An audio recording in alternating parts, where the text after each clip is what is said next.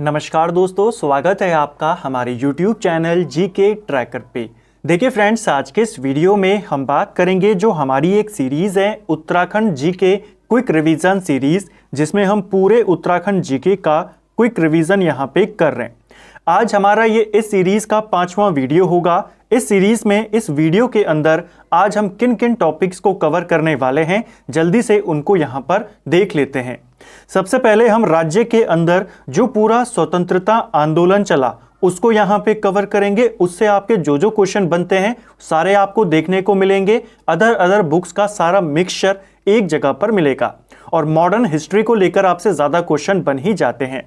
इसके बाद हम कुमाऊं परिषद और उसके अधिवेशनों को, क्योंकि यहाँ से भी क्वेश्चन बनते हैं, उसको कवर कर जाएंगे। कूली बेगार प्रथा को हम यहाँ पे कवर कर जाएंगे और स्वतंत्रता आंदोलन से जुड़े हुए विभिन्न प्रश्न भी आपको यहाँ पर देखने को मिलेंगे। और साथ ही साथ उत्तराखंड के जो प्रमुख समाचार पत्र हैं, पत्रिकाएं हैं, उनको भी हम आज के वीडियो में कवर करेंगे। तो इन सब का रिवीजन आपका आज की क्लास में हो जाएगा। तो चलिए दोस्तों, आज की क्लास को शुरू करते हैं। अगर आपने इस सीरीज के प्रीवियस पार्ट्स को नहीं देखा, आप उनको प्लेलिस्ट में जाके देख सकते हैं। तो चलिए शुरू करते हैं। सबसे पहले बात करेंगे हम स्वतंत्रता आंदोलन के बारे में। देखिए, उत्तराखंड के पहले स्वतंत्रता सेनानी कौन थे? तो राज्य का पहला स्वतंत्रता सेनानी कालू मेहरा को माना जाता है। कालू मेहरा जब क्रांति हुई 1857 की, उस दौरान ये एक्टिव थे। इन्होंने क्रांतिवीर नामक एक संगठन बनाया था। इनके संगठन का नाम बहुत बार पूछा जाता है, ठीक है। तो कालू मेहरा ने कौन सा संगठन बनाया था? क्रांतिवीर। कब बनाया था? 1857 की क्रांति के दौरान। इसीलिए इनको राज्य का पहला स्वतंत्रता सेनानी माना जाता है। कालू मेहरा कहाँ से संबंधित थे? तो इनके गांव था बिसुंग गांव, जो कि आपके लोहाघाट चंपावत में पड़ता है। पूछा जा सकता है, बताओ राज्य के पहले स्वतंत्रता सेनानी कालू मेहरा का संबंध किस गांव से था? आप बताएंगे बिसुंग गांव, चंपावत, ठीक है। इनके समकालीन अवध के नवाब कौन थे? तो इनके समकालीन अवध के नवाब वाजिद अली शाह थे और इनके साथ कालू मेहरा के अच्छे संबंध थे। इन्हीं के कहने पर, इन्हीं के सुझावों पर इन्होंने क्रांतिवीर नामक संगठन बनाया था। तो इसको भी आपने याद करना है, ठीक है। 1857 की क्रांति के दौरान ही एक और महत्वपूर्ण घटना घटती है। हमने ब्रिटिश शासन में भी बात करी थी, हेनरी रैमजे के जब हमने बारे में पढ़ा कि 1857 में 1000 आंदोलनकारियों ने हल्द्वानी पर अधिकार कर लिया था, ठीक है। और अगले ही दिन वापस अंग्रेजों ने अधिकार कर लिया। तो इसको भी याद रखना है, पूछा जा सकता है, ठीक है। अगला जो इंपॉर्टेंट यहां से क्वेश्चन बनते हैं, बिल्कुल सीरियल वाइज चलेंगे 1947 तक, ठीक है। डिबेटिंग क्लब की स्थापना। देखिए, क्वेश्चन बनता है अल्मोड़ा में या कुमाऊं में डिबेटिंग क्लब की स्थापना कब की गई? डिबेटिंग क्लब आपके 1870 में बना और इसकी स्थापना अल्मोड़ा में की जाती है, ठीक है। डिबेटिंग क्लब को स्थापित करने का जो सुझाव था, जो इसका पूरा प्रारूप था, वो बनाया किसने था? वो बनाया था बुद्धि बल्लभ पंत ने, ठीक है। और इसका संरक्षक किसको नियुक्त किया गया था? तो डिबेटिंग क्लब का संरक्षक भीम सिंह को नियुक्त किया गया था। ये दोनों नाम आपने याद करने हैं। कब बना डिबेटिंग क्लब? 1870 में। और इसी डिबेटिंग क्लब के द्वारा एक अखबार निकाला गया जिसे अल्मोड़ा अखबार कहते हैं। इसके बारे में हम पत्र पत्रिका वाले टॉपिक में ज़्यादा डिटेल में बात करेंगे। यहाँ पर बस इतना याद कर लीजिए, 1870 में डिबेटिंग क्लब बनता है और अगले ही साल यह आपका अल्मोड़ा अखबार निकालता है, ठीक है। अल्मोड़ा अखबार के पहले संपादक बुद्धि बल्लभ पंत को बनाया जाता है, ठीक है। 1913 में बद्रीदत्त पांडे इस अखबार के संपादक बनते हैं। ये क्वेश्चन भी पूछा जाता है, बद्रीदत्त पांडे किस वर्ष अल्मोड़ा अखबार के संपादक बने? 1913 में। और अल्मोड़ा अखबार बंद कब हो गया? 1918 में। तो ये कुछ इंपॉर्टेंट क्वेश्चन अल्मोड़ा अखबार, डिबेटिंग क्लब, इसको लेकर के, ठीक है। चलिए नेक्स्ट है जो यहां से क्वेश्चन बनते हैं, अल्मोड़ा में इल्बर्ट बिल के समर्थन में सभा का आयोजन कब हुआ था? देखिए, इल्बर्ट बिल आप सभी जानते हैं, लॉर्ड रिपन के टाइम पर आया था और इस बिल में यह कहा गया था कि कोई जो भारतीय जज है वो किसी अंग्रेज के मामले में भी सुनवाई कर सकता है। ये सारे प्रावधान इस बिल में थे, ठीक है, इल्बर्ट बिल में। और इसका समर्थन में एक सभा होती है उत्तराखंड में, अल्मोड़ा में होती है, 1883 में होती है, और ये सभा बुद्धि बल्लभ पंत के नेतृत्व में होती है। तो इसे भी आपने याद करना है, क्वेश्चन बन जाता है, ठीक है। चलिए, कांग्रेस के कलकत्ता अधिवेशन में किसने भाग लिया था? देखिए, जो कांग्रेस का कलकत्ता अधिवेशन हुआ था 1886 में, इसमें ज्वालादत्त जोशी के द्वारा भाग लिया गया। इसे भी आपने याद करना है, पेपर में पूछा जाता है। हैप्पी क्लब की स्थापना किसने करी थी? हैप्पी क्लब आपके अल्मोड़ा में बनाया गया था, 1903 में इसकी स्थापना होती है। मुख्य संस्थापक इसके गोविंद बल्लभ पंत थे, जिसमें उनका साथ हरगोविंद पंत ने भी दिया था। तो दोनों का नाम याद करेंगे। अगर एक व्यक्ति का नाम पूछने को आएगा, आप गोविंद बल्लभ पंत का नाम आप बताएंगे, ठीक है। दोनों को लेकर के आपसे ढेर सारे क्वेश्चन बनते हैं। गोविंद बल्लभ पंत, जिनको 1957 में भारत रत्न मिला, राज्य के एकमात्र व्यक्ति हैं जिनको भारत रत्न मिला है, ठीक है। हरगोविंद पंत की बात करें तो ब्राह्मणों के द्वारा हल न चलाने की प्रथा को हरगोविंद पंत ने 1928 में स्वयं हल चलाकर तोड़ा था। तो दोनों को लेकर क्वेश्चन आपने याद करने, ठीक है। हैप्पी क्लब कब बना? 1903 अल्मोड़ा में बना, यह भी पेपर में आता है, ठीक है। अगले हैं रास बिहारी बोस और देहरादून। देखिए, रास बिहारी बोस को लेकर के क्वेश्चन बनता है कि इनमें से कौन से क्रांतिकारी फॉरेस्ट रिसर्च इंस्टीट्यूट में कर्मचारी के रूप में काम करते थे? तो कौन करते थे? रास बिहारी बोस, ठीक है। देहरादून में ही एक टैगोर विला है, वहीं पर इनकी सारी सभाएं होती थी, और लॉर्ड हार्डिंग के ऊपर जो बम फेंकने की योजना बनाई गई थी इनके द्वारा, इनके साथियों के द्वारा, वो भी इसी विला में बनी थी। 1912 में इसे आपने याद करना है, ठीक है। तो कौन सा क्रांतिकारी था जो एफआरआई में कर्मचारी के तौर पे काम करता था? रास बिहारी बोस। कहां पर इनकी सभाएं होती थी? टैगोर विला, जहां पर बम फेंकने की योजना भी बनी थी, ठीक है। अगला जो इंपॉर्टेंट है, जहां से क्वेश्चन बनते हैं, वो है आपका गढ़वाल यूनियन। गढ़वाल यूनियन की बात करें, गढ़वाल यूनियन 1901 में स्थापित होती है।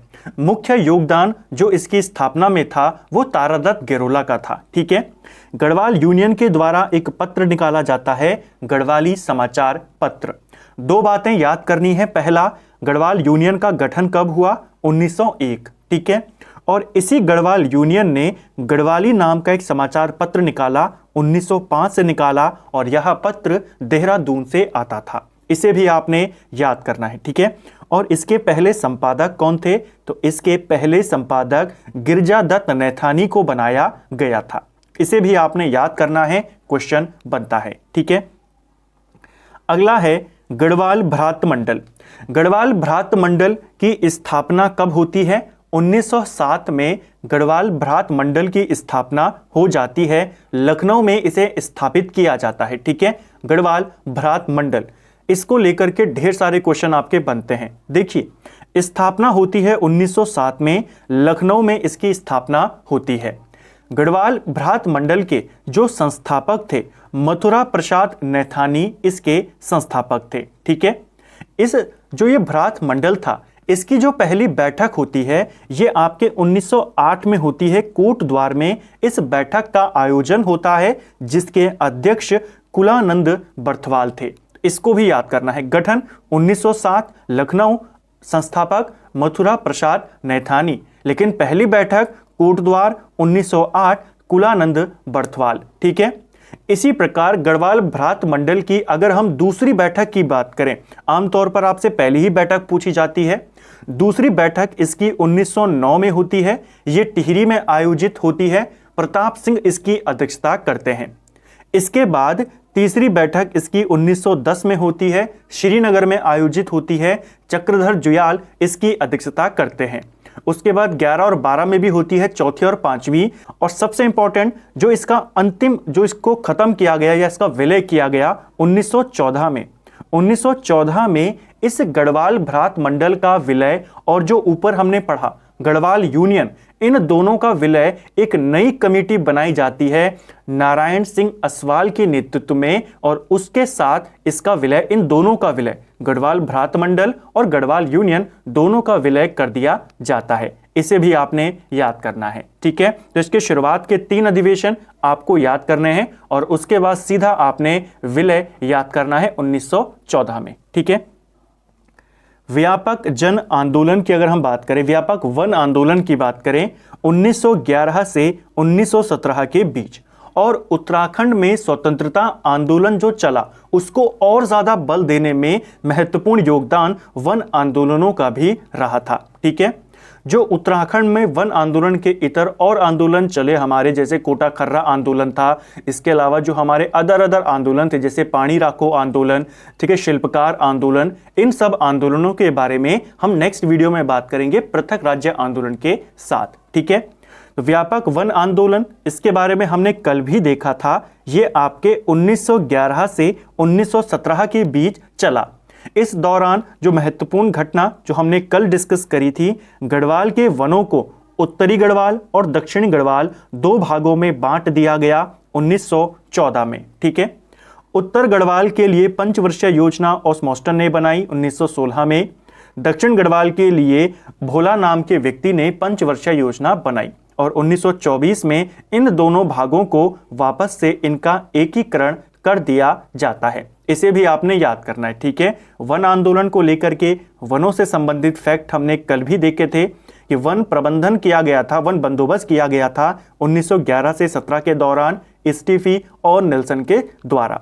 ये दूसरा वन बंदोबस्त था। पहला वन बंदोबस्त 1861 में हेनरी रैमजे करता है।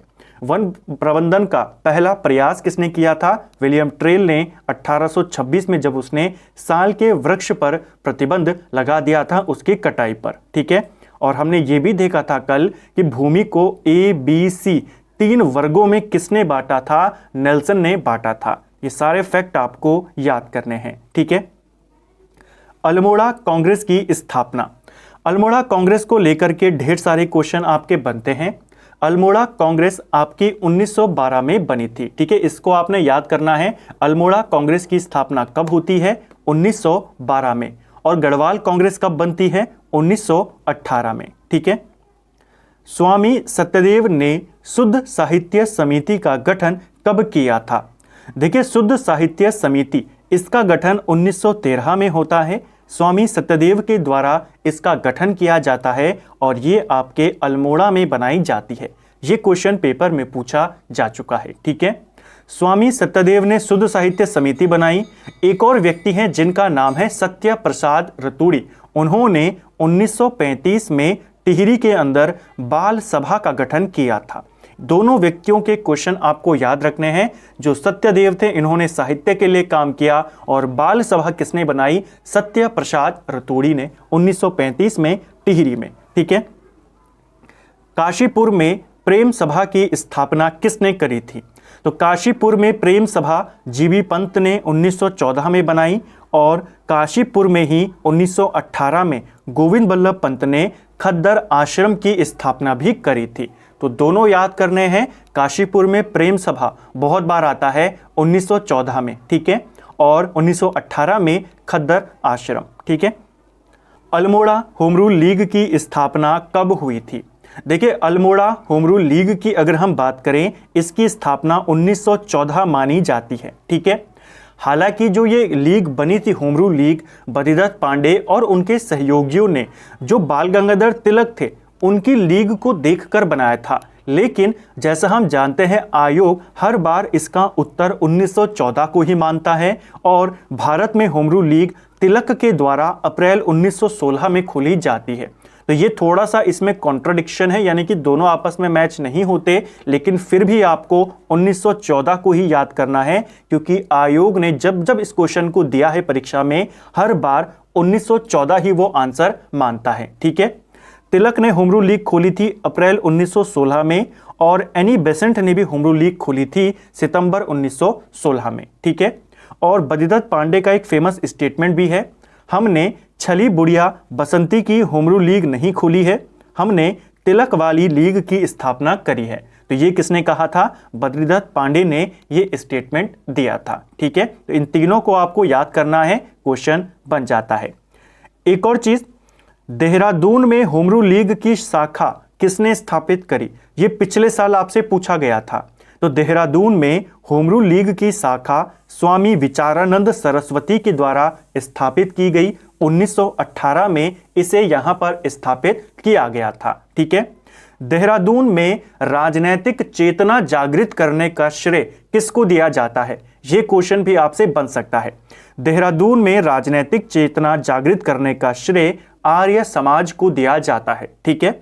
आर्य समाज को लेकर के दो तीन साल हैं जो आपको याद करने हैं, क्योंकि आर्य समाज उत्तराखंड के अलग अलग स्थानों पर इसकी शाखा खोली गई। हो सकता है पूछ ले, जैसे होम रूल लीग की शाखा पूछी गई, देहरादून में कब खोली गई थी? 1918। किसने खोली? स्वामी विचारानंद सरस्वती। आर्य समाज, अगर हम भारत में बात करते हैं, भारत में आर्य समाज की स्थापना 1875 में होती है। ठीक है, इसको याद करना है। दयानंद सरस्वती इसकी स्थापना करते हैं। इसके बाद क्या होता है? देखिए, इसके बाद जो जसपुर है आपका, जसपुर में आर्य समाज बनती है 1880 में। देहरादून में आर्य समाज 1879 में बन जाती है, 79 में बन जाती है। जसपुर में 80 में बनती है। काशीपुर में 1881 में। हल्द्वानी में जो आर्य समाज था 1898 में खोली जाती है। रामनगर में 1904 में खोली जाती है। अल्मोड़ा के अंदर 1916 में और रानीखेत में 1932 में आर्य समाज की शाखा खोली जाती है। तो ये कुछ इंपॉर्टेंट वर्ष जो आपको याद होने चाहिए। ठीक है, चलिए। तिलक और बद्रीदत्त पांडे की चार भेंट। देखिए, बद्रीदत्त पांडे जो बाल गंगाधर तिलक थे उनको अपना राजनीतिक गुरु मानते थे, और उनके साथ बद्रीदत्त पांडे की 4 मुलाकात होती है, और इन्हीं 4 मुलाकातों को वो 4 धाम यात्रा के समान बोलते हैं। ठीक है, तो कब कब मिले, कहाँ कहाँ मिले, आपको पता होना चाहिए। बद्रीदत्त पांडे और बाल गंगाधर तिलक की पहली मुलाकात 1905 में होती है बनारस में। ठीक है। दूसरी मुलाकात इनकी 1916 में होती है लखनऊ अधिवेशन में। तीसरी मुलाकात कलकत्ता में होती है 1917 के दौरान। ठीक है, और इसी दौरान बद्रीदत्त पांडे उनको अल्मोड़ा आने का न्योता देते हैं।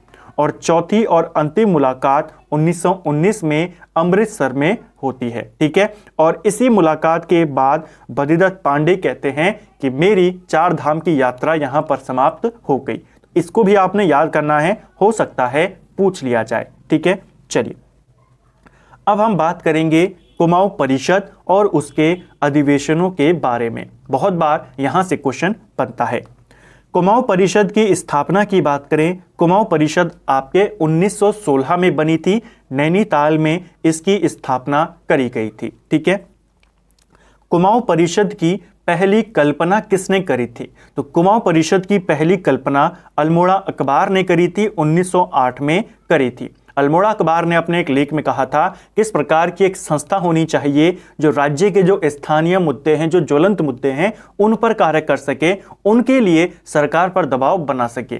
तो कुमाऊं परिषद की जो पहली कल्पना थी किसने करी थी? अल्मोड़ा अखबार ने करी थी। ठीक है, अब हम कुमाऊं परिषद के अधिवेशनों को यहां पर देखेंगे। देखिए, सबसे पहला अधिवेशन कुमाऊं परिषद का सितंबर 1917 में होता है। ये आपके अल्मोड़ा में आयोजित होता है। देखिए, गठन 1916 नैनीताल है, लेकिन पहला अधिवेशन 17 अल्मोड़ा है। दोनों बातें याद करनी है। ठीक है, पहले अधिवेशन की अध्यक्षता जयदत्त जोशी के द्वारा की गई थी, इसको याद करेंगे। ठीक है, दूसरा अधिवेशन कुमाऊं परिषद का दिसंबर 1918 में होता है, और ये आपके हल्द्वानी में आयोजित किया जाता है। इसकी अध्यक्षता तारादत्त गैरोला के द्वारा करी गई थी, इसे भी आपने याद करना है। ठीक है, एक और चीज यहां पर आपको याद करना है तारादत्त गैरोला को लेकर के, यहीं पर याद कर लीजिए। 1904 में तारादत्त गैरोला ने सरोला सभा का गठन किया था। ठीक है, बहुत इंपॉर्टेंट ये क्वेश्चन आता है। सरोला सभा को राज्य की पहली जातीय सभा माना जाता है। ठीक है, इसको भी आपने याद करना है। कुमाऊं परिषद का जो तीसरा अधिवेशन होता है, यहां से आपसे ढेर सारे क्वेश्चन बनते हैं। तीसरा अधिवेशन अक्टूबर 1919 में होता है। यह अधिवेशन कोटद्वार में आयोजित किया जाता है। ठीक है, तो पहला क्वेश्चन तो यही बन गया, कहां पर हुआ? कोटद्वार। इंपॉर्टेंट इसलिए है, कुमाऊं परिषद का एकमात्र अधिवेशन जो गढ़वाल में हुआ था वो यही वाला था। ठीक है, इसके अध्यक्ष होते हैं बद्रीदत्त जोशी। ध्यान करना, जोशी होते हैं, बद्रीदत्त पांडे नहीं, बद्रीदत्त पांडे आगे आएंगे। ठीक है, तो कौन थे इसके अध्यक्ष? बद्रीदत्त जोशी।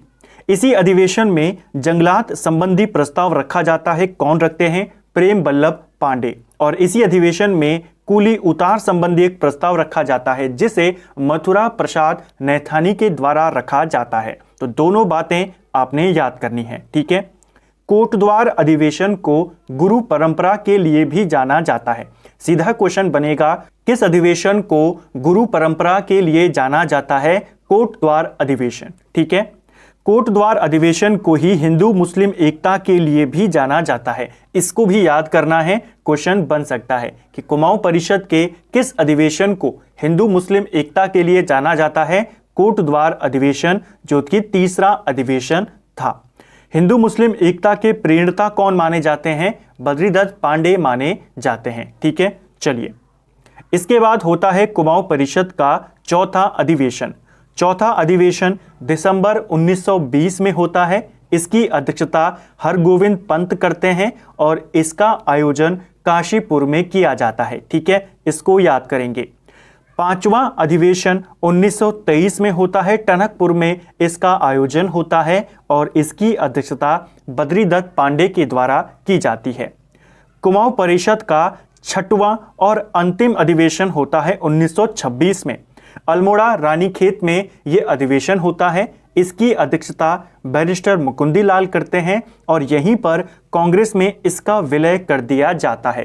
तो दो महत्वपूर्ण प्रश्न आपको इस अधिवेशन को लेकर पूछे जाते हैं। पहला, कहां हुआ, किसने अध्यक्षता करी और कब करी? और दूसरा इंपॉर्टेंट प्रश्न कि कांग्रेस में कुमाऊं परिषद का विलय कब किया गया? 1926 में कर दिया गया। ये बहुत बार पूछा गया है कि कांग्रेस में कुमाऊं परिषद का विलय कब हुआ? 1926 में हुआ। ठीक है, चलिए, गढ़वाल कांग्रेस की स्थापना। ऊपर हमने अल्मोड़ा कांग्रेस देखा था। ठीक है, 1912 में। गढ़वाल कांग्रेस 1918 में बनती है। इसी प्रकार एक और चीज यहीं पर याद कर लीजिए, ऊपर हमने पढ़ा था डिबेटिंग क्लब जो अल्मोड़ा में बना था। कब बना था अल्मोड़ा में debating club? 1870। Garhwal debating club अगर आपसे पूछा जाएगा, गढ़वाल डिबेटिंग क्लब 1885 में बना। उसी प्रकार अल्मोड़ा कांग्रेस या कुमाऊं कांग्रेस पूछेगा तो 1912 और गढ़वाल कांग्रेस पूछेगा 1918। गढ़वाल कांग्रेस की स्थापना करने में दो महत्वपूर्ण व्यक्तियों का योगदान था। एक थे अनसुईया प्रसाद बहुगुणा, जिनको गढ़ केसरी कहा जाता है, और दूसरे व्यक्ति थे बैरिस्टर मुकुंदी लाल। दोनों का नाम याद करेंगे और फिर यही दो व्यक्ति अमृतसर कांग्रेस अधिवेशन में जो 1919 में होता है उसमें भी गढ़वाल का प्रतिनिधित्व करते हैं। दोनों क्वेश्चन बनते हैं कि गढ़वाल कांग्रेस का गठन किसने किया, कब किया, और राज्य के किन दो नेताओं ने 1919 के अधिवेशन में भाग लिया? मुकुंदी लाल और अनसुईया प्रसाद बहुगुणा। ठीक है, चलिए, तो ये हमने कुमाऊं परिषद को देखा, हमने होमरू लीग को देखा, Garhwal Congress, Kumaon Congress, happy club, debating club, इन सबको हमने देखा। अब बात करेंगे कूली बेगार प्रथा को लेकर के। कूली बेगार प्रथा को लेकर भी आपसे ढेर सारे क्वेश्चन बनते हैं, तो ये पूरा टॉपिक आपका यहीं पर रिवाइज हो जाएगा। चलिए इसको देखते हैं। देखिए, कूली बेगार प्रथा की अगर हम बात करते हैं, इसके तहत मुख्यतः 3 प्रकार की प्रथाएं थी। कौन कौन सी थी? देखिए, पहली है कूली उतार। कूली उतार में क्या होता था, क्योंकि क्वेश्चन पेपर में बना था कि कूली बर्दाश्त के तहत क्या होता था। ठीक है, तो आपको तीनों पता होने चाहिए। कूली उतार के तहत निशुल्क कूलियों की व्यवस्था करनी होती थी, यानी कोई अंग्रेज या कोई अंग्रेज अधिकारी अगर किसी गांव में जाता है तो उसके सामान को लाने के लिए, ले जाने के लिए, उतारने के लिए, चढ़ाने के लिए उसे निशुल्क कूली देने होते थे, यानी कि उसका सामान उतारने का किसी को पैसा नहीं दिया जाता था। ठीक है, दूसरा होता था कूली बेगार, यानी निशुल्क कार्य करवाना, यानी उनकी देखभाल के लिए, उनके सारे काम करने के लिए आदमी देने होते थे जो फ्री में काम करते थे, जिसका कोई पैसा उनको नहीं मिलता था। उसे कहा जाता था कूली बेगार, यानी कि बिना मजदूरी के बेगारी करना, काम वहां पर करना। और तीसरा था कूली बर्दियाश, जिसके तहत वो अधिकारी या वो अंग्रेज जहां पर रहेंगे उनके खाने पीने की व्यवस्था, उनको फ्री में राशन वगैरह दिया जाएगा। ये कहता है कूली बर्दियाश। तो तीनों आपको याद करने हैं, पूछे जाते हैं, ठीक है। चलिए, कूली प्रथा को खत्म करने के लिए खच्चर सेना किसने बनाई थी? तो जब हमने विलियम टेल के बारे में बात करी थी तो इसने कूली प्रथा के समाधान के लिए खच्चर सेना का गठन किया था 1822 में। इसी प्रकार कैदियों को कूली के काम में किसने लगवाया था? रैमजे ने लगवाया था। इसे भी आपने याद करना है। लॉर्ड कर्जन को कूली प्रथा की जानकारी किसने दी? तो ये दी थी गौरी दत्त बिस्ट ने। देखिए, लॉर्ड कर्जन जो था ये भारत का गवर्नर जनरल था, यानी कि भारत का वाइसरॉय था। 1903 में ये यहाँ पर आया था और इसको कूली प्रथा के बारे में अवगत कराया, उसके बारे में जानकारी दी गौरी दत्त बिस्ट ने। इनका नाम आपको याद होना चाहिए, ठीक है। चलिए, कूली एजेंसी की स्थापना कब की गई? ये तो थी कूली प्रथा, और उसके समाधान के लिए क्या क्या किए गए। इसके समाधान के लिए एक और चीज करी गई थी, कूली एजेंसी, ठीक है। कूली एजेंसी की अगर हम बात करते हैं, कूली एजेंसी 1908 में स्थापित की गई थी, ठीक है। और किसने करी थी? इसकी स्थापना जोध सिंह नेगी के द्वारा, उन्हीं के नेतृत्व में करी गई, और जोध सिंह नेगी ही इसके पहले सचिव थे, ठीक है। जो अध्यक्ष होता था कूली एजेंसी का, वो कुमाऊं का कमिश्नर होता था, ठीक है। तो इसमें सचिव ही महत्वपूर्ण पद होता था। तो पहले सचिव इसके जोध सिंह नेगी थे। कूली एजेंसी के दूसरे सचिव तारादत्त गेरोला थे, और तीसरे और अंतिम सचिव शालिग्राम सिंह थे। तीनों का नाम आपने याद करना है। कूली एजेंसी 1908 में बनती है, 1923 में कूली एजेंसी समाप्त कर दी जाती है। इसको भी याद करेंगे, ठीक है।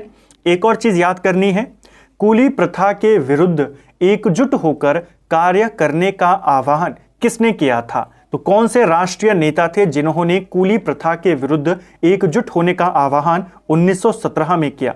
इनका नाम था मदन मोहन मालवीय, ठीक है। इनको भी आपने याद करना है, हो सकता है पूछ लिया जाए। कूली बेगार का अंत। कूली बेगार प्रथा कब खत्म हुई? 13-14 जनवरी 1921 में सरयू नदी के तट पर बागेश्वर में लगभग 40,000 आंदोलनकारी वहां पर मौजूद थे। बद्रीदत्त पांडे उनका नेतृत्व कर रहे थे, और उन्हीं की उपस्थिति में जो सारे रजिस्टर थे, जो जिसमें पूरे गांव का हिसाब रखा जाता था, कूली बेगार से संबंधी सारे रजिस्टर को सरयू नदी में बहा दिया गया, और कभी भी कूली ना करने की शपथ वहां पर ली गई, और इसी को अंत माना गया, कूली बेगार का अंत, ठीक है। तो कूली बेगार प्रथा कब समाप्त हुई? 13-14 जनवरी 1921 को। किस नदी में बहाए गए रजिस्टर? सरयू नदी। कहां पर? बागेश्वर। और किसके नेतृत्व में? बद्रीदत्त पांडे के नेतृत्व में। अगर हम कूली बेगार प्रथा के खिलाफ अगर हम विरोध की बात करते हैं, विरोध पहले से चला आ रहा था, लेकिन जो पहला मजबूत विरोध इसका किया गया वो अल्मोड़ा के खतियाड़ी गांव में 1903 में हुआ था। यहीं से शुरुआत मानी जाती है इस आंदोलन की। हालांकि पहले भी कई बार इसका विरोध हुआ था, इसीलिए खच्चर सेना बनी ट्रेल के काल में, रैमजे ने कैदियों को लगाया, लेकिन जो इसने आग पकड़ी वो 1903 का जो खत्याड़ी गांव में जब इस प्रथा का विरोध किया गया वहां से हुआ था, ठीक है। 1904 में अगले ही साल जो इलाहाबाद हाईकोर्ट था उसने भी कूली बेगार को अवैध घोषित कर दिया था, जिससे इस आंदोलन को और ज्यादा बल मिला। इसको भी आपने याद करना है, ठीक है। आंदोलन की शुरुआत खत्याड़ी गांव से होती है, अल्मोड़ा से। असहयोग आंदोलन की पहली ईंट और रक्तहीन क्रांति किसको बोला जाता है?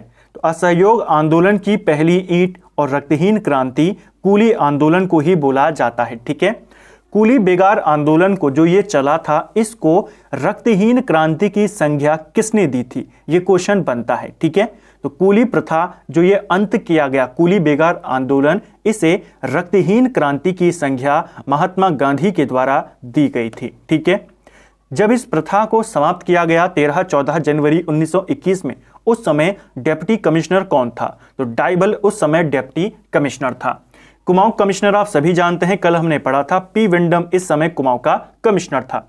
डिप्टी कमिश्नर इंपॉर्टेंट है क्योंकि जब ये सारी चीजें हुई, यहां पर सरयू नदी के तट पर बागेश्वर में रजिस्टर बहाए गए, शपथ ली गई, उस समय जो ये डाइबल था ये भी वहीं पर मौजूद था। ठीक है, ये वहां पर भीड़ के ऊपर गोलियां चलवाना चाहता था लेकिन नहीं चला पाया था, क्योंकि इससे बद्रीदत्त पांडे ने कहा कि डाइबल आप कितनी गोलियां चलाओगे, आपके पास गोलियां सीमित हैं और लोग यहां पर असंख्यित हैं। ठीक है, तो डाइबल वहां पर मौजूद था, हो सकता है नाम पूछ लिया जाए तो आपको ध्यान रखना है। ठीक है, एक इंपॉर्टेंट किताब कूली बेगार प्रथा के ऊपर, उत्तराखंड में कूली बेगार प्रथा, ये किताब किसकी है? तो ये किताब शेखर पाठक की है, इसे भी आपने याद करना है। ठीक है, गढ़वाल में कूली बेगार प्रथा का नेतृत्व किसने किया? यह जो कूली बेगार आंदोलन था गढ़वाल के ककोड़ा खाल में, ये किया अनुसुईया प्रसाद बहुगुणा ने। और दुगड्डा में किसके नेतृत्व में हुआ? ये हुआ मुकुंदी लाल के नेतृत्व में। तो गढ़वाल में यही दो नेता सक्रिय थे, इसे भी आपने याद करना है। ठीक है, गांधी जी की कुमाऊं यात्रा, पिछले साल पेपर में पूछा गया था महात्मा गांधी पहली बार कुमाऊं में कब आए थे? तो महात्मा गांधी पहली बार कुमाऊं में 14 जून से लेकर के 2 जुलाई तक 1929 में आए थे। वर्ष आपसे पूछा गया था, इसे आपने याद करना है। ठीक है, इससे पहले ये हरिद्वार आ चुके थे। ठीक है, हरिद्वार कुंभ मेले में आए थे 1915 में, उसे भी आपने याद करना है। लेकिन कुमाऊं नहीं गए थे, कुमाऊं पहली बार ये 1929 में गए। 12 दिनों तक गांधी जी कौसानी में रुके, कौसानी को भारत का स्विट्जरलैंड बोला।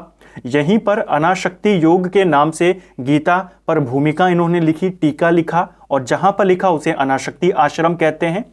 इसके बाद इन्होंने गढ़वाल की यात्रा भी करी इसी साल 16 से 24 अक्टूबर के मध्य में, तो इसे आपने याद करना है, बनता है। ठीक है, अब आते हैं नमक सत्याग्रह में जो शामिल थे उत्तराखंडी, उनके बारे में। देखिए, महात्मा गांधी ने दांडी मार्च निकाला था। ठीक है, उस दौरान उनके साथ टोटल 78 अनुयायी उनके साथ शामिल थे जब शुरुआत करी थी। आगे जाके तो हजारों लोग शामिल हुए, लेकिन जब उन्होंने चलना शुरू किया 12 मार्च 1930 को, जब दांडी मार्च उन्होंने निकाला, उसमें उनके साथ 78 अनुयायी थे उनके, जिसमें से 3 जो थे वो उत्तराखंड के थे। कौन कौन थे? उनके नाम पूछे जाते हैं। पहले व्यक्ति थे ज्योतिराम कांडपाल, दूसरे थे भैरवदत्त जोशी और तीसरे थे गोरखा वीर खड़क बहादुर। इन तीनों व्यक्तियों के नाम आपको याद होने चाहिए जो महात्मा गांधी के साथ दांडी मार्च में शामिल थे। ठीक है, इसमें ज्योतिराम कांडपाल को लेकर के एक क्वेश्चन और याद कर लेना, देघाट में उद्योग मंदिर आश्रम किसने स्थापित किया था? ज्योतिराम कांडपाल ने स्थापित किया था। ठीक है, चलिए, ब्रिटिश गढ़वाल का पहला राजनीतिक सम्मेलन कहां हुआ था?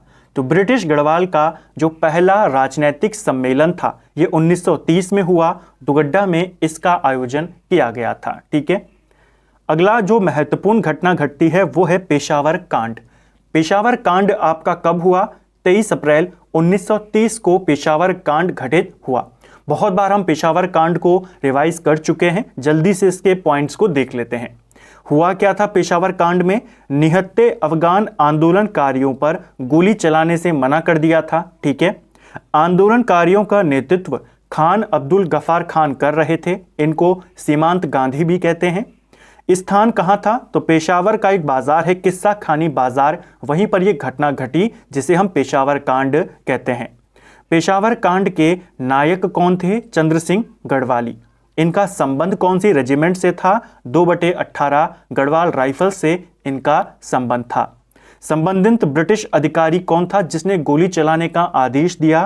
कैप्टन रिकेट। और आदेश को नहीं माना चंद्र सिंह गढ़वाली ने, और यही इस घटना के, इस कांड के नायक थे। ठीक है, इस घटना से प्रभावित होकर गढ़वाल दिवस मनाने की घोषणा किसने करी थी? मोतीलाल नेहरू ने 23 अप्रैल के दिन को गढ़वाल दिवस मनाने की घोषणा करी थी। इसको भी याद करना है। एक और क्वेश्चन चंद्र सिंह गढ़वाली को लेकर पूछा जाता है कि चंद्र सिंह गढ़वाली के प्रेरणा स्रोत कौन थे? इनके प्रेरणा स्रोत थे भजन सिंह। इनका नाम भी आपने याद करना है। ठीक है, अगला है गड़ौदिया स्टोर डकैती कांड। गड़ौदिया स्टोर डकैती कांड कब हुआ था? 1930 में हुआ। और इससे संबंधित व्यक्ति कौन है? राज्य की अगर हम बात करें तो भवानी सिंह रावत इससे संबंधित व्यक्ति हैं। और यही भवानी सिंह रावत जो चंद्रशेखर आजाद थे उनके मित्र थे। उनका जो संगठन था हिंदुस्तान सोशलिस्ट रिपब्लिकन एसोसिएशन, उसके राज्य से एकमात्र सदस्य थे। इन्हीं के साथ चंद्र सिंह आज़ाद दुगड्डा में भी आए थे और इन्हीं भवानी सिंह रावत के द्वारा दुगड्डा में शहीद मेले की शुरुआत भी की जाती है। ठीक है, ये सारे क्वेश्चन आपको इनके साथ याद करने हैं। ठीक है, लैंसडॉन में अमन सभा की स्थापना कब की गई थी? अमन सभा बहुत इंपॉर्टेंट है, सीधा क्वेश्चन बनेगा कहां स्थापित हुई? तो अमन सभा आपके लैंसडॉन में बनी थी और इसका गठन 1930 में हुआ था। क्यों बनाई गई थी अमन सभा? लैंसडॉन में राष्ट्रवादी आंदोलन से बचाना, लैंसडॉन को राष्ट्रवादी आंदोलन से बचाना, क्योंकि राष्ट्रवादी आंदोलन उस समय काफी तेज गति से बढ़ रहे थे। लैंसडॉन एक सैनिक छावनी थी, 1887 से बनी हुई थी सैनिक छावनी। तो वहां पर जो राष्ट्रीय आंदोलन है ज्यादा पहुंच ना उनकी हो पाए, ज्यादा वो फैल ना पाए, उसी लिए अंग्रेजों की तरफ से ही एक सभा बनाई गई थी अमन सभा, जिसका काम था इन आंदोलनों को लैंसडॉन छावनी में जितना हो सके उनके प्रभाव को कम वो कर सकें। ठीक है, इसको आपने याद करना है। अगला है मद्रास बम कांड। मद्रास बम कांड से संबंधित व्यक्ति कौन है? तो मद्रास बम कांड से संबंधित हैं इंद्र सिंह गढ़वाली। इनका नाम आपने याद करना है। 1933 के आसपास ये घटना हुई थी और इसी से रिलेटेड है ऊटी बैंक कांड। इससे संबंधित व्यक्ति कौन है? तो बच्चूलाल भट्ट इससे संबंधित हैं ऊटी बैंक कांड से। ये भी आपका 1933 के आसपास हुआ था। तो दोनों 1933 के हैं, दोनों महत्वपूर्ण कांड, दोनों आपको याद करने हैं। ठीक है, अगली जो महत्वपूर्ण घटना घटी, अल्मोड़ा नगर पालिका पर तिरंगा किसने फहराया था? तो अल्मोड़ा नगर पालिका पर तिरंगा फहराने का काम विष्णु देवी शाह के द्वारा किया गया था। ठीक है, विष्णु देवी शाह की अगर हम बात करें तो इनके साथ इनके कुछ साथी महिलाएं भी थी, जिसमें सबसे प्रमुख थी कुंती वर्मा। कुंती वर्मा को अंग्रेज इतने डरे हुए थे कुंती वर्मा से, उन्होंने आदेश जारी कर दिया था कि कुंती वर्मा को जिंदा या मुर्दा पकड़ा जाए। क्वेश्चन बन सकता है कि किस महिला को अंग्रेजों के द्वारा जिंदा या मृत पकड़ने का आदेश दिया गया था? कुंती वर्मा को। ठीक है, इसे आपने याद करना है। चनौदा में गांधी आश्रम की स्थापना किसने करी थी? तो चनौदा यानी कि सोमेश्वर में अल्मोड़ा के अंदर गांधी आश्रम 1937 में बनाया गया था। यह वाला क्वेश्चन भी बहुत बार पूछा गया है कि गांधी आश्रम की स्थापना अल्मोड़ा में चनौदा में किसने करी? आप बताते हैं शांतिलाल त्रिवेदी ने करी। कब करी? आप बताएंगे 1937 में करी। और ये जो आश्रम था इसे बंद कब करवा दिया गया अंग्रेजों की तरफ से? 2 सितंबर 1942 को इसे बंद करवा दिया गया। दोनों याद करेंगे। ठीक है, उत्तराखंड में व्यक्तिगत सत्याग्रह। अब उत्तराखंड में व्यक्तिगत सत्याग्रह होते हैं, यहां से भी टॉपिक से भी आपके क्वेश्चन बन जाते हैं। व्यक्तिगत सत्याग्रह की पहली बैठक कहां हुई थी? तो व्यक्तिगत सत्याग्रह की पहली बैठक डाडा मंडी में होती है। 1940 में इस बैठक को आयोजित किया गया था। ठीक है, प्रथम व्यक्तिगत सत्याग्रही कौन थे? इनका नाम था जगमोहन सिंह नेगी। क्वेश्चन बनता है उत्तराखंड के पहले व्यक्तिगत सत्याग्रही कौन थे? जगमोहन सिंह नेगी। पहली महिला व्यक्तिगत सत्याग्रही कौन थी? भागीरथी देवी। दोनों नाम आपने याद करने। ठीक है, पहली महिला पूछेगा या पहले व्यक्ति पूछेगा तो आप बताएंगे जगमोहन सिंह नेगी, और पहली महिला पूछेगा तो आप बताएंगे भागीरथी देवी। कुमाऊं के अंदर सत्याग्रह आंदोलन का जो नायक माना जाता है, कुमाऊं में अगर हम बात करें तो वो माना जाता है प्रताप सिंह को। और अगर हम चमोली की बात करें, चमोली की साइड अनसुईया प्रसाद बहुगुणा को इसका नायक माना जाता है। ठीक है, चलिए, गांधी जी की शिष्य सरला बहन। सरला बहन को लेकर भी आपसे कुछ क्वेश्चन बनते हैं, उनको देख लेते हैं। महात्मा गांधी की एक शिष्य थी जिनका नाम था सरला बहन। इनका वास्तविक नाम कैथरीन हाइलामन था।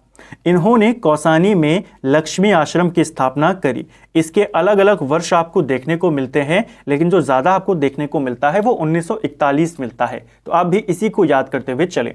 हालांकि कुछ बुक्स में दिया है कि 1941 में ये यहाँ पर आई थी, लेकिन मैक्सिमम 1941 इसकी स्थापना मानी जाती है। ठीक है, तो कहां पर इन्होंने स्थापना करी थी? लक्ष्मी आश्रम की कौसानी में करी थी। इसे आपने याद करना है। इन्हीं सरला बहन के प्रेरणा से महिलाओं को आत्मनिर्भर बनाने का काम किसने किया था? तुलसी देवी ने किया था। और इन्हीं तुलसी देवी ने एक नारा भी दिया था, रो नहीं आगे बढ़ो। ये नारा किसने दिया? तुलसी देवी किससे जुड़ी हुई थी? सरला बहन के कौसानी में जो लक्ष्मी आश्रम है इससे। ठीक है, इसके अलावा 2 महिलाएं और थी जो लक्ष्मी आश्रम से जुड़ी हुई थी और जिन्होंने सर्वोदय का प्रचार प्रसार किया था। इनका नाम था कमला और बसंती। दोनों नाम आपने याद करने हैं। ठीक है, गांधी जी की एक और शिष्य जिनका नाम था मीरा बहन।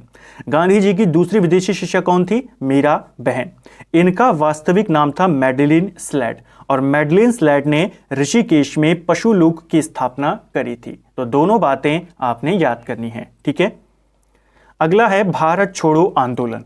अब हम भारत छोड़ो आंदोलन पे आ गए। बिल्कुल हम सीक्वेंस वाइज चले। 1857 से हमने शुरू किया था, अब हम भारत छोड़ो आंदोलन पर आ गए हैं। ठीक है, भारत छोड़ो आंदोलन शुरू होता है अगस्त 1942 से और इस दौरान कुमाऊं का कमिश्नर कौन था? कुमाऊं का कमिश्नर था एक्टन। ठीक है, कल की वीडियो में देखा था जेसी एक्टन, ये कुमाऊं का कमिश्नर था।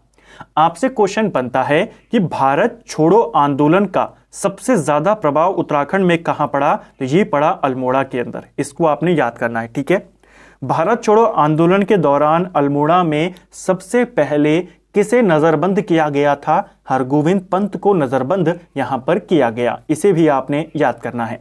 एक और चीज, भारत छोड़ो आंदोलन के दौरान जो लोग यहां पर गिरफ्तार हुए, खासतौर पर नैनीताल की साइड, उन लोगों की मुफ्त में पैरवी किसने करी थी? इंद्र सिंह नयाल ने करी थी। इसे भी आपने याद करना है। ठीक है, चलिए, भारत छोड़ो आंदोलन के दौरान कुछ विशेष घटनाएं उत्तराखंड में होती हैं, कुछ कांड होते हैं, गोली कांड, उनके बारे में प्रश्न बन जाते हैं।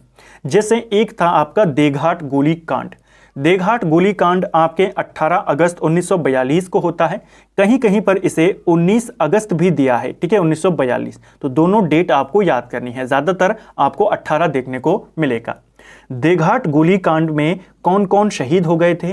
हीरामणि, हरिकृष्ण और बदिदत्त कांडपाल यहां पे शहीद हो गए थे। ठीक है, दूसरी जो महत्वपूर्ण घटना है जहां से आपके ज्यादा प्रश्न बनते हैं, सालम गोली कांड। सालम गोली कांड 25 अगस्त 1942 को हुआ। इस गोली कांड में टीका सिंह और नरसिंह धानक ये शहीद हो गए थे। ठीक है, सालम की क्रांति का प्रेरणता ये किसको कहते हैं? ये कहते हैं राम सिंह आजाद को। अब कुछ इंपॉर्टेंट यहां पर उपनाम आएंगे, उनको आपने याद करना है। ठीक है, सालम से जुड़े हुए। सालम की क्रांति का प्रेरणता राम सिंह आजाद को कहते हैं।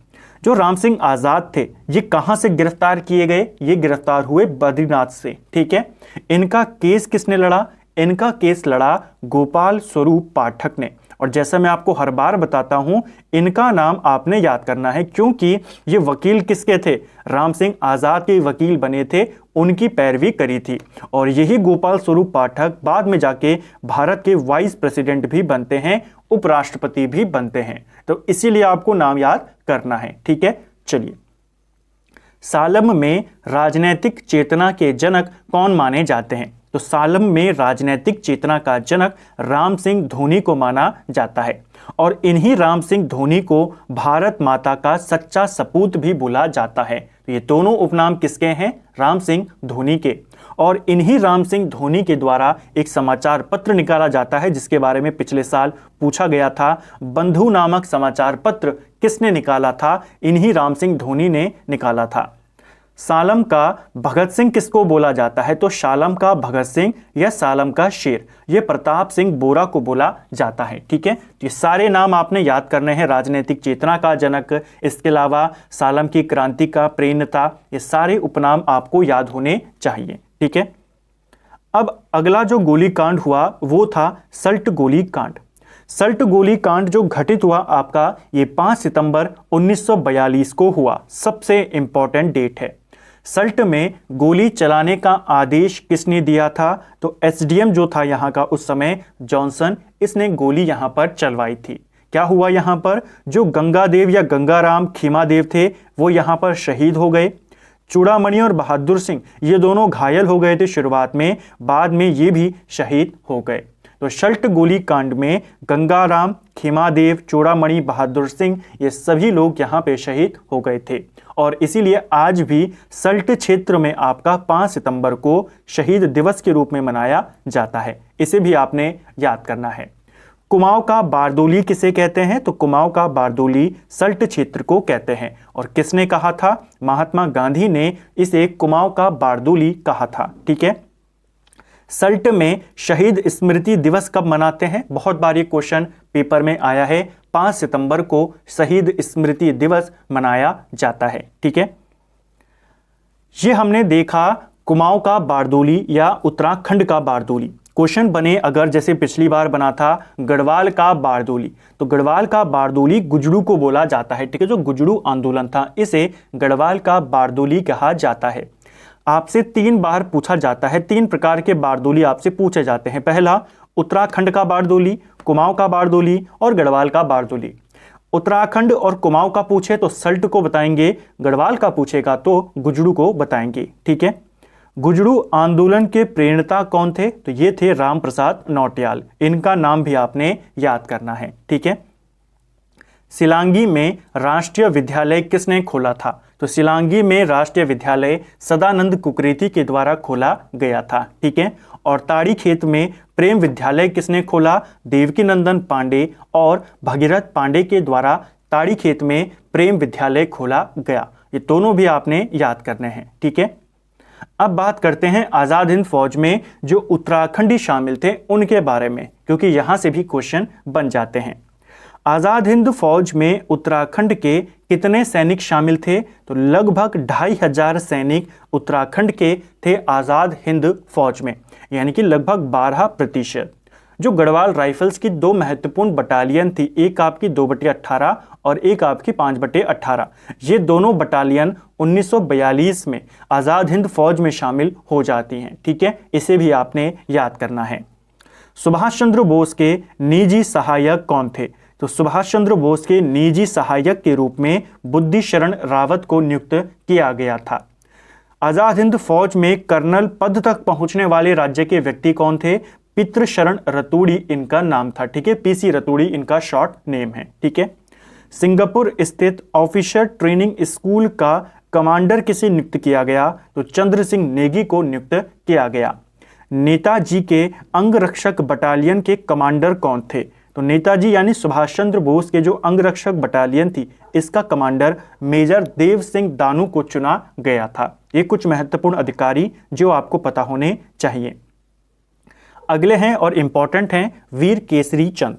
वीर केसरी चंद किस वर्ष आजाद हिंद फौज में शामिल हुए थे? ये शामिल हुए थे 1942 में। ठीक है। और शहीद कब किए गए? इनको फांसी की सजा 3 मई 1945 को दे दी गई। इसीलिए 3 मई को हर साल जो चक्राता वाला इलाका है वहां पर इनकी स्मृति में मेला लगता है, इनकी स्मृति के रूप में उसे मनाया जाता है। ठीक है। तो इसको आपने याद करना है, क्वेश्चन बन जाता है। चौलीथात में मेला लगता है इन्हीं केसरी चंद के स्मृति में, इसे भी याद करेंगे। ठीक है। फांसी कब दी गई थी? 3 मई 1945। अब कुछ इंपॉर्टेंट वन लाइनर हैं स्वतंत्रता आंदोलन को लेकर के, उत्तराखंड का जो आधुनिक इतिहास है उसको लेकर के। देखिए, देशभक्त उपाधि किसको दी गई थी? तो देशभक्त बोला जाता था विक्टर मोहन जोशी को। ठीक है। विक्टर मोहन जोशी को महात्मा गांधी ने भी उपाधि दी थी। महात्मा गांधी ने विक्टर मोहन जोशी को ईसाई समुदाय का उत्कृष्ट पुष्प कहा था। किसने बोला? गांधी ने। किसे बोला? विक्टर मोहन जोशी को। ठीक है। लोकनायक के नाम से राज्य के किस नेता को जाना जाता है? हरगोविंद पंत को लोकनायक बोला जाता था। ठीक है। आर्य समाजी पंडित किसे कहा जाता था? आर्य समाजी पंडित ये बोला जाता था बच्चीराम आर्य को। ठीक है। शौकांचल का भूषण किसे कहते हैं? शौकांचल का भूषण रूपा देवी को बोला जाता है। वंदे मातरम का कुमाऊनी में अनुवाद किसने किया था? ये क्वेश्चन प्रीवियस ईयर का क्वेश्चन है, आपसे पूछा गया था। वंदे मातरम का कुमाऊनी में अनुवाद हरिराम त्रिपाठी ने किया था, 1906 में किया था। इसे भी आपने याद करना है। ठीक है। संयुक्त प्रांत की अस्पृश्यता विरोधी समिति के अध्यक्ष कौन थे? देखिए, संयुक्त प्रांत यानी आज का उत्तर प्रदेश, इसमें एक समिति बनाई जाती है अस्पृश्यता विरोधी समिति। इस समिति का जो अध्यक्ष बनाया जाता है वो हृदयनाथ कुंजरू को बनाया जाता है। इसी समिति के अंतर्गत 2 उप समितियां बनाई जाती हैं, एक गढ़वाल के लिए और एक कुमाऊं के लिए। तो जो गढ़वाल के लिए अस्पृश्यता विरोधी समिति बनी, इसका अध्यक्ष मुकुंदी लाल को बनाया गया और कुमाऊं के लिए इसका अध्यक्ष इंद्र सिंह नयाल को बनाया गया। ये दोनों बातें आपको याद करनी है। संयुक्त प्रांत का कौन है? हृदयनाथ कुंजरू। गढ़वाल के लिए बैरिस्टर मुकुंदी लाल और कुमाऊं के लिए इंद्र सिंह नयाल। ठीक है, इसे भी ध्यान करेंगे। अब हम बात करेंगे प्रमुख पत्र पत्रिकाओं के बारे में। ठीक है, इनको लेकर भी बिल्कुल टू द पॉइंट्स मैंने नोट्स बनाए हैं ताकि आपका एक क्विक रिवीजन पत्र पत्रिकाओं का हो सके। चलिए अब इसको देखते हैं। उत्तराखंड में प्रथम प्रकाशित होने वाला समाचार पत्र कौन था? तो राज्य के अंदर सबसे पहले प्रकाशित होने वाला समाचार पत्र द हिल्स था। यह समाचार पत्र 1842 में आया। यह समाचार पत्र आपके मसूरी से आता था और यह समाचार पत्र के संपादक जॉन मैकेनिन थे। इसे भी आपने याद करना है। ठीक है, क्वेश्चन बनता है, पूछा जाएगा। कहां से आता था, किसने निकाला, कब आया, ये सारी बातें पूछी जाती हैं। ये वाला समाचार पत्र आपके 1850 में बंद हो गया था। नेक्स्ट है 1850 के आसपास मैफिसलाइड समाचार पत्र का प्रकाशन किसके द्वारा किया गया? 50 में द हिल्स बंद हो गया था। 50 में ही मैफिसलाइड करके एक समाचार पत्र का प्रकाशन किया गया जिसके संपादक जॉन लेग थे। इसको भी आपने याद करना है। ठीक है, चलिए। राज्य का पहला हिंदी समाचार पत्र कौन सा था? तो राज्य का पहला हिंदी समाचार पत्र समय विनोद पत्र था। ठीक है, जो समय विनोद था इसकी शुरुआत 1868 से होती है। इसके जो संपादक थे जयदत्त जोशी इसके संपादक थे और जसपुर से यह आता था। तो इसे आपने याद करना है, क्वेश्चन बन जाता है। इसकी स्थापना और इसके संपादक ये इंपॉर्टेंट है, इसको याद करेंगे। अगर हम बात करें, ये तो राज्य का पहला हिंदी था। भारत के पहले हिंदी की अगर हम बात करें उसको भी यहीं पर याद कर लीजिए, हो सकता है पूछ लिया जाए। भारत का जो पहला हिंदी समाचार पत्र था उसका नाम था उदंत मार्तंड। ठीक है, इसके संपादक कौन थे? जुगल किशोर इसके संपादक थे। 30 मई 1826 को यह शुरू हुआ था। क्योंकि 30 मई को शुरू हुआ इसीलिए हर साल 30 मई को हिंदी पत्रकारिता दिवस मनाया जाता है। दोनों बातें याद करेंगे। ठीक है, अल्मोड़ा अखबार की बात करते हैं। ऊपर हमने कुछ क्वेश्चन देखे थे, डिटेल में हम यहां पर देखेंगे। अल्मोड़ा अखबार शुरू हुआ 1871 में, जैसा हमने बात करी थी। डिबेटिंग क्लब 1870 में बनती है और उस डिबेटिंग क्लब के द्वारा ये अखबार 1871 में निकाला जाता है। इसको निकालने का सुझाव किसने दिया था? विलियम मूर ने दिया था। ठीक है, डिबेटिंग क्लब को ये सुझाव दिया कि आपको एक पत्र निकालना चाहिए और अगले साल से ये शुरू कर देते हैं। किसने दिया था? विलियम मूर ने। अल्मोड़ा अखबार का रजिस्ट्रेशन नंबर क्या था? तो अल्मोड़ा अखबार का रजिस्ट्रेशन नंबर था 10। ठीक है, समकालीन अंग्रेजी पत्र कौन था इसके? तो अल्मोड़ा अखबार के समकालीन एक प्रसिद्ध अंग्रेजी पत्र था पायनियर। इसको भी आपने याद करना है। बद्रीदत्त पांडे किस वर्ष अल्मोड़ा अखबार के संपादक बने? 1913 में बने। ठीक है, अगर हम अल्मोड़ा अखबार के संपादकों का क्रम देखते हैं तो देखिए, सबसे पहले बने बुद्धि बल्लभ पंत, दूसरे संपादक थे इम्तियाज अली, तीसरे संपादक थे जीवानंद जोशी, चौथे थे सदानंद सनवाल, चौथे उसके बाद पांचवें थे विष्णुदत्त जोशी और छठे और अंतिम संपादक थे पतिदत्त पांडे। दोनों याद करने हैं, क्वेश्चन बन जाते हैं। अगला है देहरादून से गढ़वाली अखबार का प्रकाशन कब शुरू हुआ था?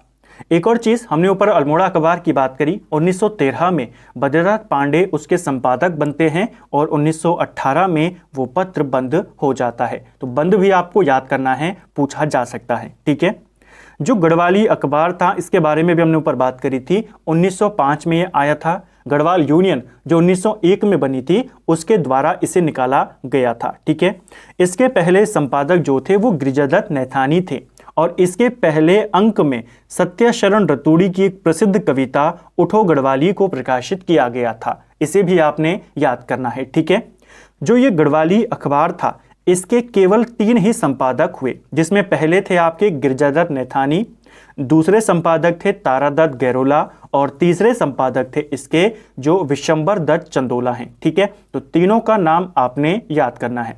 शुरुआत इसकी 1905 में होती है, 1952 तक ये चलता है। ठीक है, चलिए। गढ़वाल पत्रकारिता का पितामह किसे बोला जाता है? देखिए, गढ़वाल पत्रकारिता का पितामह या उत्तराखंड में पत्रकारिता का पितामह अगर आपको पूछेगा तो आप बताएंगे विशंबर दत्त चंदोला।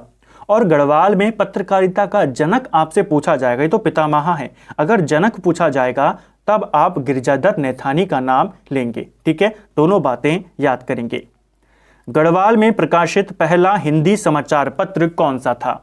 गढ़वाल से कौन सा था पहला समाचार पत्र जो हिंदी में आता था? ये था आपका गढ़वाल समाचार। इसे भी आपने याद करना है। ठीक है, पूछा जा सकता है। यह जो समाचार पत्र था 1902 में इसकी शुरुआत होती है। इसके संपादक भी गिरिजादत्त नैथानी थे। ठीक है, जो गढ़वाली था उससे पहले ये आ चुका था, तो 1902 में आया था, लेकिन 1904 में ये पत्र बंद हो जाता है। ठीक है, लेकिन बाद में 1913 से इसे दोबारा निकाला जाता है और तब ये दुगड्डा से आता है। पहले लैंसीडाउन से आता था, बाद में ये दुगड्डा से आना शुरू हो गया। इसे भी याद करना है। 2 में हुआ था, 4 में बंद हुआ, 13 में दोबारा से शुरू हो गया। दोनों बार संपादक कौन थे? गिरिजादत्त नैथानी। ठीक है, गढ़वाली भाषा का पहला मासिक पत्र कौन सा था? अब गढ़वाली भाषा की बात करें तो इसका पहला मासिक पत्र जो था ये था आपका विशाल कीर्ति। विशाल कीर्ति की बात करें, विशाल कीर्ति आपका 1913 में शुरू हुआ, पौड़ी से आता था। सदानंद कुकरेती के द्वारा इसे निकाला गया। विशाल कीर्ति 13 से लेकर के 1917 तक आता था। इसे भी आपने याद करना है। ठीक है, और फिर 1917 से आपका कौन सा समाचार पत्र आता है?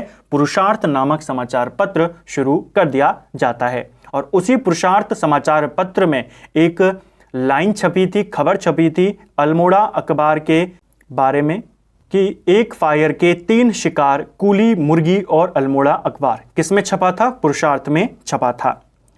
अल्मोड़ा से हस्तलिखित अखबार बाजार बंधु का प्रकाशन कब हुआ था? तो अल्मोड़ा से एक हस्तलिखित अखबार आता था जिसका नाम था बाजार बंधु। ये 1913 में आया। 1922 में लैंसीडाउन से तरुण कुमाऊं का प्रकाशन किसके द्वारा किया गया? देखिए, तरुण कुमाऊं, इसकी शुरुआत करी थी बैरिस्टर मुकुंदी लाल ने। ये लैंसीडाउन से आता था। 1922 में इसकी शुरुआत होती है। स्वाधीन प्रजा समाचार पत्र कहां से आता था? स्वाधीन प्रजा समाचार पत्र की अगर हम बात करते हैं, इसकी शुरुआत होती है अल्मोड़ा से। इसके जो संपादक थे उनका नाम था विक्टर मोहन जोशी। तो आपको संपादक का नाम याद करना है। और दूसरा, यह पत्र 1930 में आना शुरू हुआ। कहां से आता था, किसने निकाला और किस वर्ष निकाला, तीनों बातें आपको पता होनी चाहिए। ठीक है, कुमाऊं कुमुद समाचार पत्र पहले किस नाम से प्रकाशित होता था? देखिए, कुमाऊं कुमुद की अगर हम बात करते हैं, ये वाला समाचार पत्र का नाम पहले जिला समाचार होता था। इसे आपने याद करना है।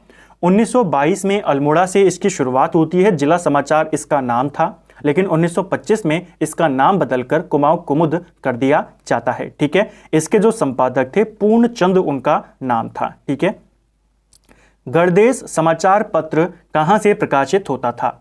जो गणदेश समाचार पत्र है यह आपके कोट द्वार से आता था। इसे आपने याद रखना है। ठीक है, 1928 में कोट द्वार से ये आने लगा। इसके संपादक कृपाराम मिश्र थे। उनका नाम भी बहुत बार आता है।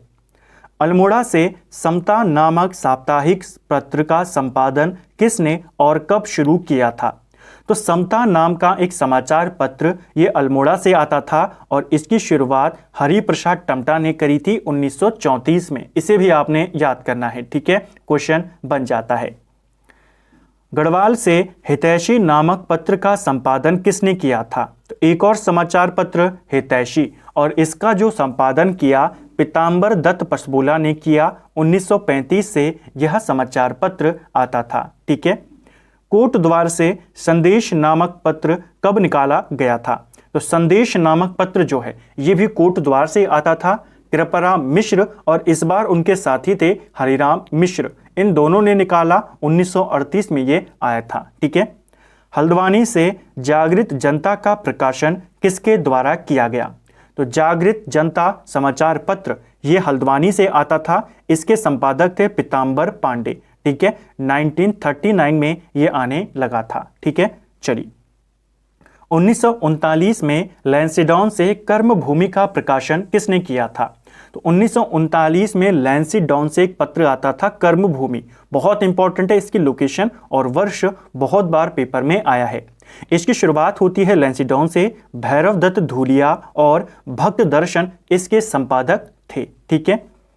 1939 में अल्मोड़ा से शोभन सिंह जीना ने कौन सा साप्ताहिक पत्र निकाला था? तो 1939 में अल्मोड़ा से एक और पत्र निकला पताका, जिसके संपादक थे शोभन सिंह जीना। ठीक है। किस पत्र को रियासती पत्र भी बोला जाता था? तो रियासती पत्र के नाम से युगवाणी को जाना जाता था। ठीक है। युगवाणी समाचार पत्र की अगर हम बात करें तो टिहरी राज्य जो प्रजामंडल था उसके बारे में ये लिखता था और उसी के कारण इसे रियासती पत्र बोला गया। इसकी शुरुआत होती है 1947 से, लेकिन ये पत्र टिहरी रियासत के बारे में लिखता था, टिहरी प्रजामंडल के बारे में लिखता था, लेकिन ये टिहरी से नहीं आता था। ये पत्र आपके देहरादून से आता था। ठीक है। युगवाणी कब शुरू हुआ? आपके 1947 से। और इसके संपादक कौन थे? इसके संपादक थे भगवती प्रसाद पांत्री और गोपेश्वर कोठियाल। ठीक है। 1948 में हिमाचल नामक साप्ताहिक पत्रिका को किसने शुरू किया था? देखिए 1948 में मसूरी से एक और पत्र निकला हिमाचल नाम का, और इस पत्र को सत्य प्रसाद रतोड़ी के द्वारा शुरू किया गया था। इसे भी आपने याद करना है। ठीक है। रानीखेत से प्रजाबंधु पत्र का संपादन किसने किया था? तो प्रजाबंधु समाचार पत्र आपके अल्मोड़ा रानीखेत से आता था। इसके संपादक थे जयदत्त वेला और इसकी शुरुआत इन्होंने 1947 से करी थी। इसे भी याद करेंगे। ठीक है। राज्य का पहला प्रकाशित प्रथम दैनिक पत्र कौन सा था? तो देखिए राज्य का पहला दैनिक पत्र अगर हम बात करें तो वो था आपका पर्वतीय। ठीक है। इसे आपने याद करना है। उत्तराखंड का पहला दैनिक पत्र ये पर्वतीय था। इसकी शुरुआत 1954 में होती है और इसके जो संपादक थे उनका नाम था विष्णु दत्त उनियाल। ठीक है। इसे भी आपने याद करना है, पेपर में बन सकता है। तो फ्रेंड्स ये था हमारी सीरीज है Uttarakhand GK quick revision series, जिसमें आज हमने उत्तराखंड का 5वां वीडियो यहाँ पर कवर किया। उत्तराखंड के स्वतंत्रता आंदोलन को लेकर के हमने बात करी। पर्वतीय आंदोलन, जो पर्वतीय सारे पत्र थे उनको हमने बात करी। सारी चीज़ों को हमने यहाँ पर देखा। उम्मीद करता हूँ आपको आज का वीडियो पसंद आया होगा। अगर आपको ये वीडियो पसंद आया है, वीडियो को लाइक करें। अगर आप चैनल पर पहली बार आए हैं, चैनल को सब्सक्राइब करें। वीडियो आपको कैसा लगा कमेंट बॉक्स में हमें ज़रूर बताएं। जो इस सीरीज़ का हमारा नेक्स्ट वीडियो होगा उसमें हम बात करेंगे पृथक राज्य आंदोलन के बारे में, और जो विभिन्न आंदोलन उत्तराखंड में चले हैं, चाहे वो शराब विरोधी आंदोलन हो, कोटा खर्रा आंदोलन हो, उन सब के बारे में हम कल के वीडियो में बात करेंगे। Thank you friends.